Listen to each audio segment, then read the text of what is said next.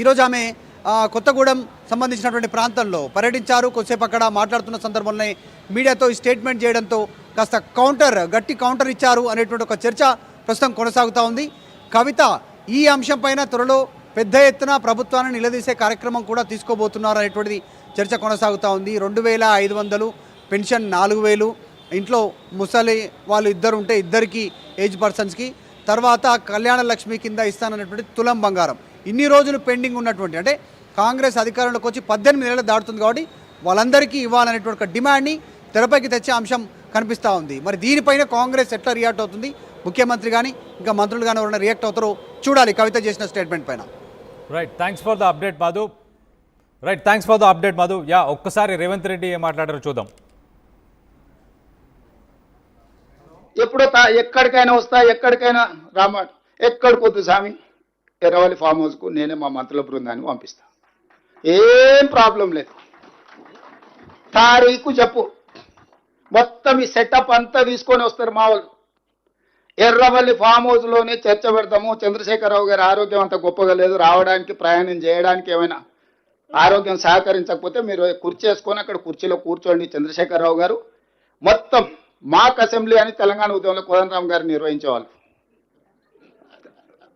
శ్రీనివాసరెడ్డి గారు కూడా అప్పుడు అందులో ప్రశ్నలు అడిగి మమ్మల్ని అందరినీ మాక్ అసెంబ్లీ నిర్వహిద్దాం ఎర్రవల్లి ఫామ్ హౌస్లోనే, మా మంత్రుల బృందాన్ని నేను పంపిస్తా, అన్ని వివరాలు చర్చించుకుందాం. కాదు కూడదు అని ఒకవేళ అంటే చంద్రశేఖరరావు గారు పిలిస్తే నేను కూడా వస్తా. నాకేం బేసిజాలు లేవు, నాకంటే సీనియర్ ఆయన పబ్లిక్ లైఫ్లో, ప్రజా జీవితంలో, అనుభవంలో చంద్రశేఖరరావు గారు. వారి ఆరోగ్యం సహకరిస్తలేదు, ముఖ్యమంత్రి గారు కూడా రావాల్సిందే. చర్చలు ముఖ్యమంత్రి లేకపోతే సమర్థవంతమైన అర్థవంతమైన చర్చలు జరగవు. ముఖ్యమంత్రి కూడా ఈ చర్చలో పాల్గొనాలి అని చంద్రశేఖరరావు గారు కోరుకుంటే ఎర్రవల్లి ఫామ్ హౌస్లో జరగబోయే ప్రజాప్రతినిధుల సమావేశానికి నేను కూడా వస్తాను. తారీఖు నిర్ణయించండి. క్లబ్బులు పబ్బులు అంటేనే మాకు కొంచెం ఇబ్బంది, మేము వాటికి దూరం మొదటి నుంచి, ఇప్పుడు కాదు చదువుకునేటప్పటి నుంచి కూడా క్లబ్బులకు పబ్బులకు దూరము. ఈ తెలంగాణ వచ్చినప్పటి నుంచి వాటి మీద ఎన్నో బైక్ ఛాలెంజ్లు చేసినాం, గంజాయికి డ్రగ్స్కు వ్యతిరేకంగా ఎన్నో నిర్ణయాలు తీసుకున్నాం. ముఖ్యమంత్రి రేవంత్ రెడ్డి గారు పదే కేసీఆర్ గారు అసెంబ్లీకి రావాలి అని రంకెలేస్తున్నట్టుగా కనబడతా ఉన్నది. వారిని వెంబడి డిమాండ్ చేస్తా ఉన్నాం. నిజంగా కూడా వాదన చేయాలనుకుంటే, మీకు నిజంగా కూడా చర్చ చేయాలనుకుంటే మీ పోలీస్ కమాండ్ కంట్రోల్ రూమ్కి మేము మహిళలందరం కూడా వస్తాం. మీరు చర్చ పెట్టండి. ఎందుకు 2500 రూపాయలు నెలలకు మహిళలకు ఇస్తా అన్నది ఇవ్వడం లేదు, ఎందుకు తులం బంగారం ఇస్తలేరో, ఎందుకు 2000 నుంచి 4000 చేస్తా అన్న పెన్షన్లు పెంచడం లేదో తప్పకుండా చర్చిద్దాం. అంతేగాని చీటికి మాటికి కేసీఆర్ గారి పేరు చెప్పి మీరేదో డైవర్షన్ పాలిటిక్స్ చేయాలని చూస్తే తెలంగాణ ప్రజలేం అమాయకులు కాదు. మీరు చేయనటువంటి విషయాన్ని ఖచ్చితంగా వెంటబడతాం. మీరు చేసినామని చెప్తున్న విషయాల్లో ఉన్నటువంటి మోసాన్ని కూడా ఎండగడతామని చెప్పి ముఖ్యమంత్రి గారిని నేను డిమాండ్ చేస్తా ఉన్నాను. Thank you. జై తెలంగాణ. ముఖ్యమంత్రి మనం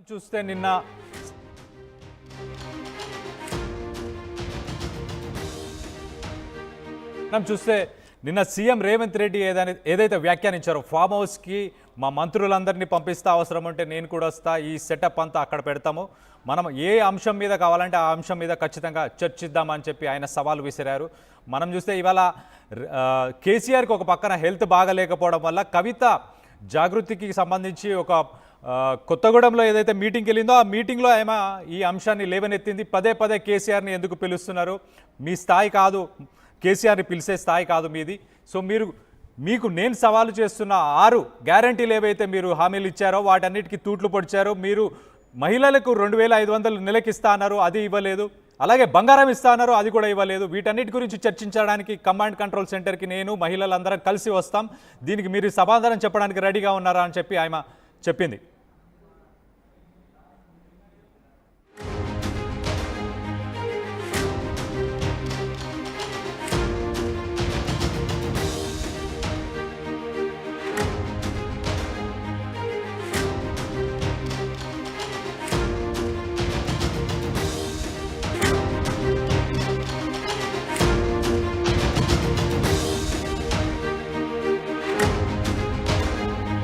రైట్, బ్రేకింగ్ న్యూస్ చూస్తున్నాం.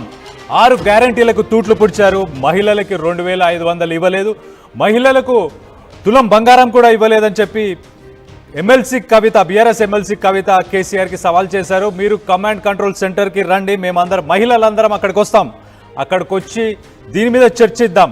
పదే పదే కేసీఆర్ని అసెంబ్లీకి రావాలని సీఎం రంకలేస్తున్నారు కదా, దానికి బదులుగా ఆమె ఈ సమాధానం ఇచ్చారు. దీనికి సంబంధించి ఆమె ఏం మాట్లాడారు అనేది ఒక్కసారి చూద్దాం. ఈసారి ఆమె కవిత ఏం మాట్లాడారు అనేది ఒకసారి ఆమె బయటలో చూద్దాం. ముఖ్యమంత్రి రేవంత్ రెడ్డి గారు పదే పదే కేసీఆర్ గారు అసెంబ్లీకి రావాలి అని రంకెలేస్తున్నట్టుగా కనబడతా ఉన్నది. వారిని వెంబడే డిమాండ్ చేస్తా ఉన్నారు. మీకు నిజంగా కూడా వాదన చేయాలనుకుంటే, మీకు నిజంగా కూడా చర్చ చేయాలనుకుంటే, మీ పోలీస్ కమాండ్ కంట్రోల్ రూమ్ కి మేము మహిళలు అందరం కూడా వస్తాం. మీరు చర్చ పెట్టండి. ఎందుకు 2,500 రూపాయలు నెలలు మహిళలకు ఇస్తానని ఇవ్వడం లేదు, ఎందుకు తులం బంగారం ఇస్తలేదో, ఎందుకు 2,000 నుంచి 4,000 చేస్తా అన్న పెన్షన్ పెంచడం లేదో తప్పకుండా చర్చిద్దాం. అంతేగాని చీటికి మాటికి కేసీఆర్ గారి పేరు చెప్పి మీరేదో డైవర్షన్ పాలిటిక్స్ చేయాలని చూస్తే తెలంగాణ ప్రజలేం అమాయకులు కాదు. మీరు చేయనటువంటి విషయాన్ని ఖచ్చితంగా వెంటబడతాం. మీరు చేసినామని చెప్తున్న విషయాల్లో ఉన్నటువంటి మోసాన్ని కూడా ఎండగడతామని చెప్పి ముఖ్యమంత్రి గారిని డిమాండ్ చేస్తా ఉన్నాను. Thank you. జై తెలంగాణ. కాంగ్రెస్ ప్రభుత్వం ప్రజలని మోసం చేస్తుంది, ప్రజలు దీన్ని గమనిస్తున్నారు. CM Revanth Reddy diversion politics చేస్తున్నారని చెప్పి కూడా ఆయన వ్యాఖ్యానించారు. దీనికి సంబంధించి మరిన్ని వివరాలు మా ప్రతినిధి మధుని అడిగి తెలుసుకునే ప్రయత్నం చేద్దాం. మధు, చెప్పండి, కవిత ఈ వ్యాఖ్యలు ఎక్కడ చేశారు అండ్ దీనిపై కాంగ్రెస్ నుంచి ఎవరైనా ఏదైనా స్టేట్మెంట్ రిలీజ్ చేశారా ఏంటి? ఖమ్మం పర్యటనలో కవిత ఈరోజు ఎమ్మెల్సీ కవిత వ్యాఖ్యలు చేశారు. కొత్తగూడెంలో జరిగినటువంటి సమావేశం తర్వాత మీడియాతో ఈ మాటలు మాట్లాడారు. చాలా స్పష్టంగా, అంటే గత కొంతకాలంగా అసెంబ్లీకి రావాలి కేసీఆర్ అనేటువంటి వ్యాఖ్యానాన్ని ముఖ్యమంత్రి రేవంత్ రెడ్డి చేస్తూ ఉన్నారు. పదే పదే చర్చకు వచ్చేలా దీన్ని ప్రస్తావిస్తూ ఉన్నారు. సభల్లో, సమావేశాల్లో, మీడియా సమావేశాల్లో కేసీఆర్ అసెంబ్లీకి రావాలి అనేటువంటి చర్చ. తర్వాత రీసెంట్గా జరిగినటువంటి వాటిలో అసెంబ్లీకి రాకపోతే ఫామ్ హౌస్కి వస్తా అన్నటువంటి మాటలు. చెప్పండి మధు. అంటే అసెంబ్లీకి రాకపోతే ఫామ్ హౌస్కి రావాలి అనేటువంటి స్టేట్మెంట్ ఎమ్మెల్సీ కవిత పదే పదే చేసిన మాటలను ఆమె గుర్తు చేసే ప్రయత్నం చేశారు. రంకెలు వేస్తూ ఉన్నారు ముఖ్యమంత్రి రేవంత్ రెడ్డి కేసీఆర్ పైన పదే పదే చర్చకు రావాలంటూ. అసలైన 6 గ్యారంటీల అమలు విషయంలో మిమ్మల్ని నిలదీయడానికి వస్తాము కమాండ్ కంట్రోల్ సెంటర్కి అటువంటి స్టేట్మెంట్ చేశారు. పెద్ద ఎత్తున మహిళలందరం వస్తాము, మహిళలకు ఇస్తామన్నటువంటి 2,500 నెలలకు ఇస్తామన్న ఆ డబ్బులు ఎక్కడ పోయాయి అనేటువంటిది అక్కడికి వచ్చి మీతో చర్చిస్తామనేటువంటి స్టేట్మెంట్ చేశారు. షాదీ ముబారక్, కళ్యాణ లక్ష్మి పేరిట ఇస్తానటువంటి తులం బంగారం ఎటుపోయింది, అది ఎందుకు ఇవ్వట్లేదు అనేటువంటిది క్వశ్చన్ చేస్తాం. పెన్షన్ పెంచుతామన్న పెన్షన్ ఎందుకు పెంచట్లేదు అనేటువంటి అంశాన్ని అక్కడ మీతో చర్చిస్తాం, మహిళలందరూ వస్తాం, పెద్ద ఎత్తున మహిళలని సమాయత్తం చేస్తూ ఉన్నాం తెలంగాణ జాగృతి పేరిట. మీరు ఎన్ని డైవర్షన్ పాలిటిక్స్ చేసినా మీరు ఇచ్చిన హామీల అమలు కోసం పదే పదే క్వశ్చన్ చేస్తూనే ఉంటాం. కావాలనే కేసీఆర్ అసెంబ్లీకి రావాలనో లేకుంటే చర్చ చేద్దామనో ఫామ్ హౌస్కి వస్తామనేటువంటిది ఒక డైవర్షన్ చేసే ప్రయత్నం ముఖ్యమంత్రి రేవంత్ రెడ్డి చేస్తూ ఉన్నారు. ముఖ్యమంత్రి రేవంత్ రెడ్డికి ఒక బిరుదిస్తున్నామంటూ కవిత సంచలన కామెంట్ చేస్తాం. అవినీతి చక్రవర్తి, అసమర్థ పాలన చేస్తున్నటువంటి చక్రవర్తి అనేటువంటి పేరు ఇస్తున్నాం. అసమర్థ పాలన కింద ముఖ్యమంత్రి గత కొంతకాలంగా అసెంబ్లీకి రావాలి కేసీఆర్ అనేటువంటి వ్యాఖ్యానాన్ని ముఖ్యమంత్రి రేవంత్ రెడ్డి చేస్తూ ఉన్నారు. పదే పదే చర్చకు వచ్చేలా దీన్ని ప్రస్తావిస్తూ ఉన్నారు. సభల్లో, సమావేశాల్లో, మీడియా సమావేశాల్లో కేసీఆర్ అసెంబ్లీకి రావాలి అనేటువంటి చర్చ. తర్వాత రీసెంట్గా జరిగినటువంటి వాటిలో అసెంబ్లీకి రాకపోతే ఫామ్ హౌస్కి వస్తా అన్నటువంటి మాటలు